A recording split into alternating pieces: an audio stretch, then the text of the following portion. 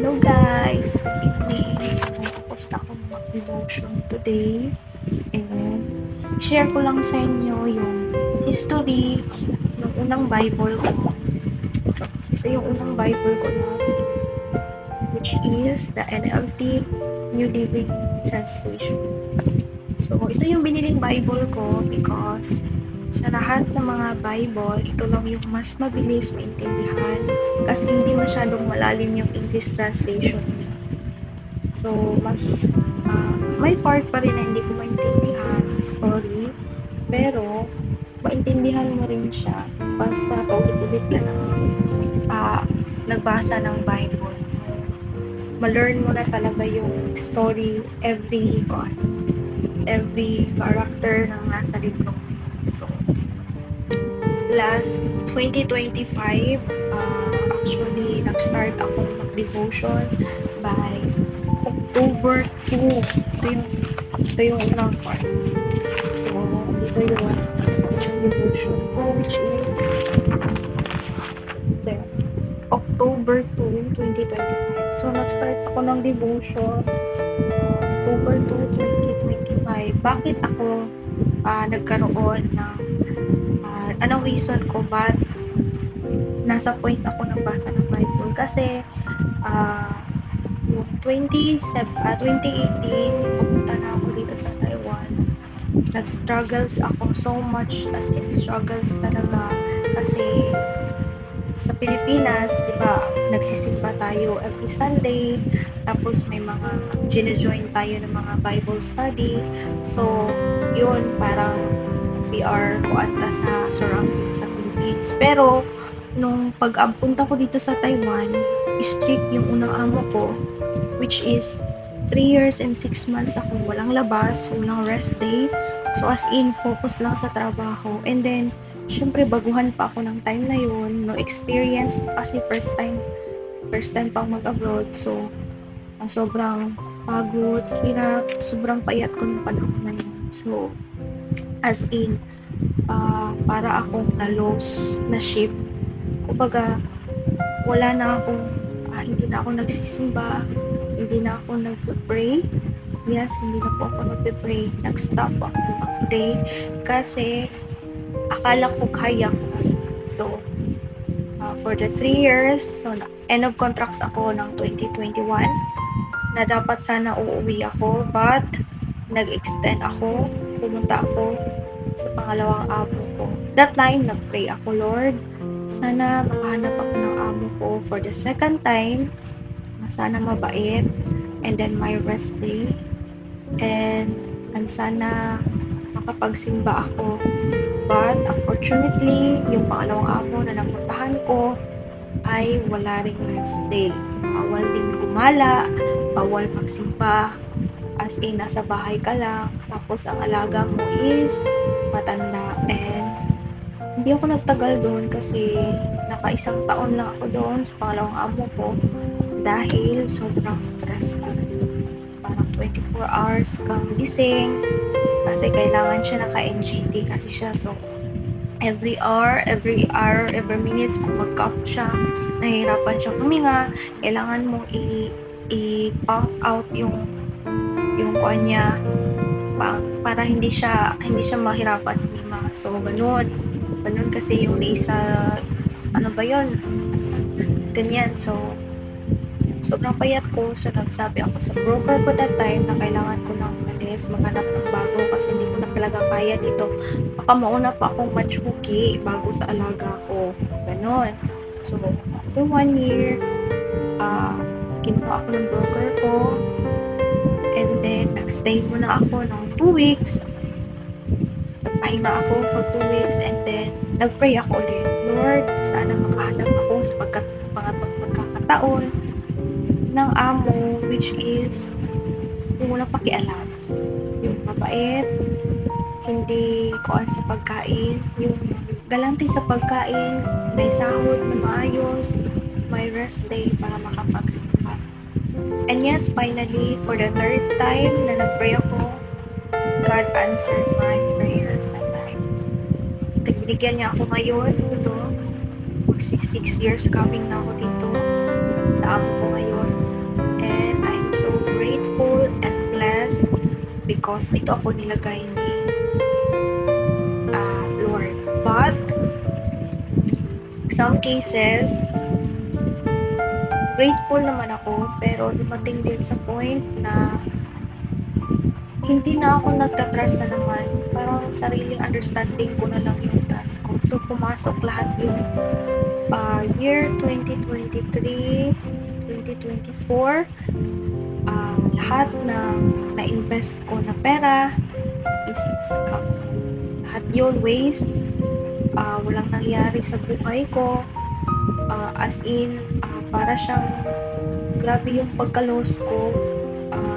Hindi ko alam kung saan magsisimula kasi yung perang pinaghirapan ko is parang ibigay ko lang sa ibang tao na ganun-ganun lang. So, lahat yon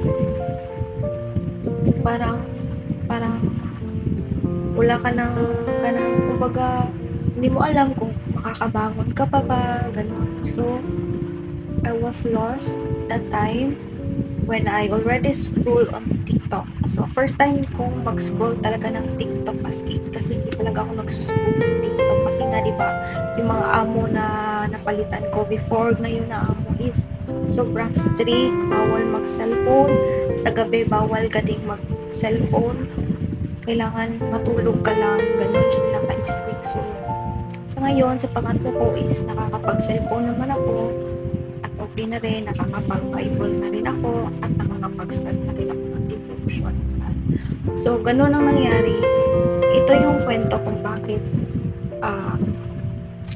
nung nawala na talaga ako, paano ko nasabi na kailangan ko nang bumalik sa pag-devotion kasi nung humarap na ako sa salamin, parang ibang tao na yung nakikita ko. Parang hindi na ako yung dating ako. Kumbaga may something na makikita ko na hindi na talaga, may change attitude na talaga, and then sobrang negative ko na sa lahat-lahat ng ginagawa ko. Parang negativeness na lang talaga yung napuput sa mind ko. So, nung nag-TikTok ako, nag-scroll ako, lahat ng lumalabas sa feed ko sa TikTok ay lahat nasa Bible.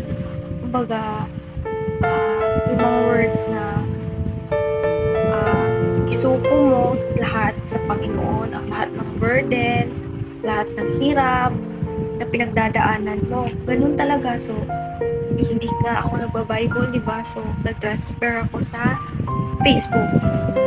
Mag-transfer ko sa Facebook, hindi ko na inaasahan. Yung nakita ko sa TikTok, same message pa rin yung nakikita ko sa Facebook. So, parang may something wrong. Sabi ko, siguro ito na yung way ni Lord na kailangan na talaga ako bumalik sa Kanya.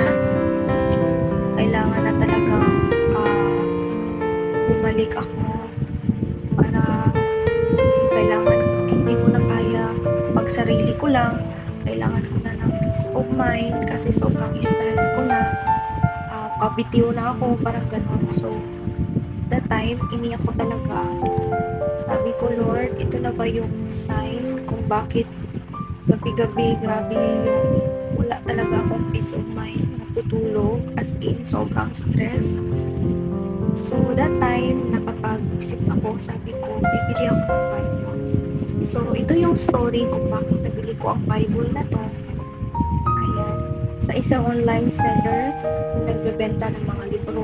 Nakita ko to, it catches my heart. So, ito yung nabili kong Bible na pinaka-memorable para sa akin kasi dito ako nag-start mag-heal, maging strong, maging independent kay Lord sa lahat ng bagay. Hindi man ako perfect kasi minsan mga bagay na iniiwasan ko, minsan nagagawa ko pa rin, pero at least may improvement naman. Hindi naman kasi na agad-agad, dahan-dahan, malulearn mo lahat. Kumbaga, ano yung mga mali mo, ika-guide ka talaga ni Lord.